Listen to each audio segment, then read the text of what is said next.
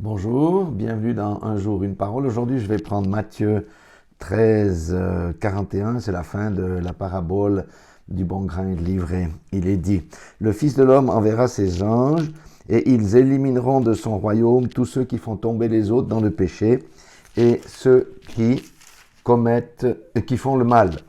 Ils les précipiteront dans la fournaise ardente où il y aura des pleurs amers et des regrets. Alléluia. Deux voies, deux destinées.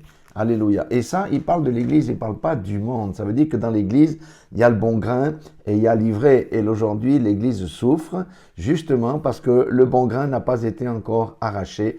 Parce que selon Ésaïe 66, 5, la Bible dit clairement que ce sont les religieux qui persécutent ceux qui ont l'esprit de Christ. Ésaïe 66, 5.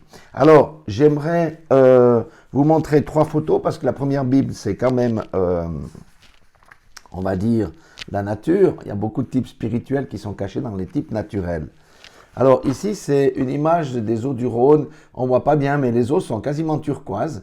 Le Rhône, on va dire, c'est une grande rivière au début, depuis qu'elle prend sa source en vallée, mais ça devient un grand fleuve lorsqu'elle se jette dans la Méditerranée. Donc les eaux ici qui descendent du glacier, si vous marchez au bord du Rhône à ce moment-là, vous allez voir que les eaux sont très fraîches d'une part, mais elles sont très pures aussi.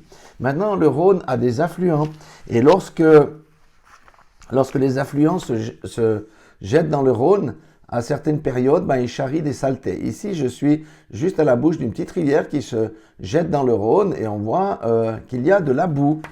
Et je vous donne une troisième photo. Nous voyons que ces deux courants d'eau ne peuvent pas se mélanger. Alléluia. Ça représente l'esprit. En fait, il y a deux esprits dans l'Église. L'esprit de Christ, c'est les eaux pures, qui représentent aussi l'Église primitive. Et les eaux boueuses, ce sont les religieux qui marchent par la chair, parce que les œuvres de la chair ne peuvent donner rien de bon.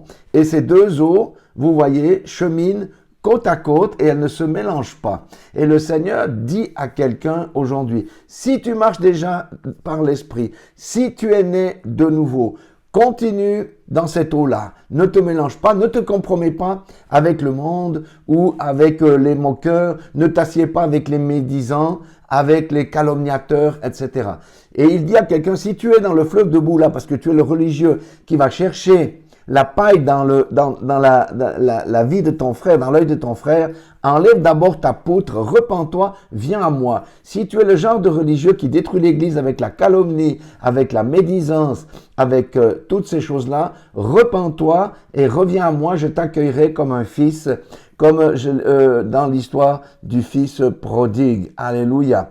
Donc, ces deux esprits vont cheminer jusqu'à la fin et la destinée de l'ivraie est d'être lié en gerbe et d'être jeté au feu. Il ne suffit pas de professer Christ, il faut manifester le caractère de Christ. Alors les gens qui critiquent, qui médisent et qui calomnient, d'abord il faut examiner son propre cœur et ensuite traiter la maladie à la racine.